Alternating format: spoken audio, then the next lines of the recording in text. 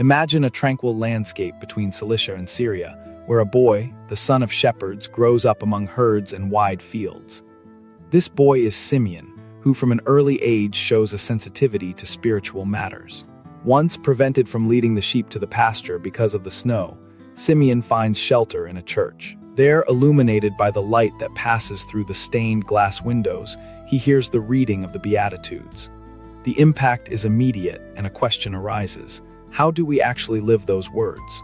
Simeon seeks guidance from an elderly gentleman he meets in the church. The old man, not understanding the effect of his words, says that one should abandon everything and devote oneself only to God.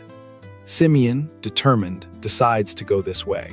In a dream, while he is praying for direction, he sees himself digging the foundations of a house. A voice directs him to dig deeper until he hears, "All right, now you can build the building as high as you want." The next step is the entrance to the monastery.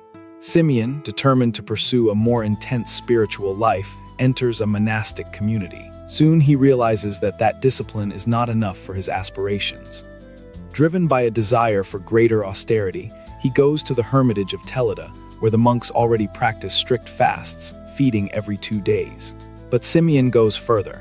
He fasts for weeks, gives his food to the poor, and wears a calyx made of myrtle branches. When the abbot, fearing the influence of his extreme example, decides to drive him away, Simeon retreats to the bottom of a well, remaining there in prayer for days. The abbot then reconsiders and asks him to return. But the uneasiness persists. After a year, Simeon leaves the monastery on his own initiative and seeks isolation in a hut at Telinesum, near Antioch, under the guidance of Father Basso. His routine is of impressive rigor, which worries even his master. Still dissatisfied, he retreats to the top of a mountain, living in a space of only 20 meters and even chaining himself to a rock. When the bishop of Antioch visits him and warns him about his way of life, Simeon has a new idea.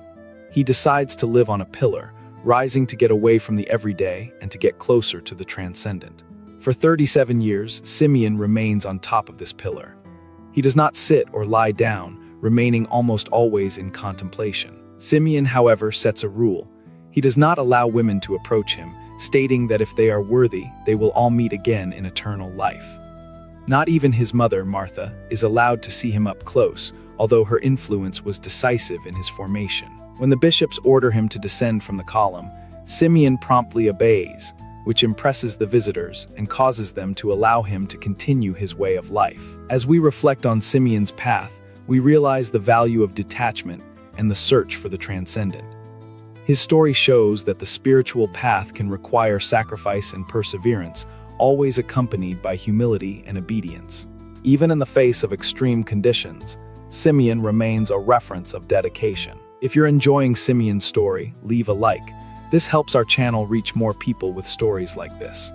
At the end of his life, in 459, Simeon dies. His body, marked by suffering, is buried in Antioch under an altar that becomes a place of pilgrimage.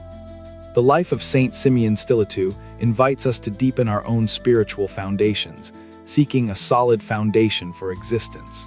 We hope that Simeon's example will inspire you to seek the truth and live the faith authentically. Subscribe to our channel, Aurora Veritatis, for more stories and reflections.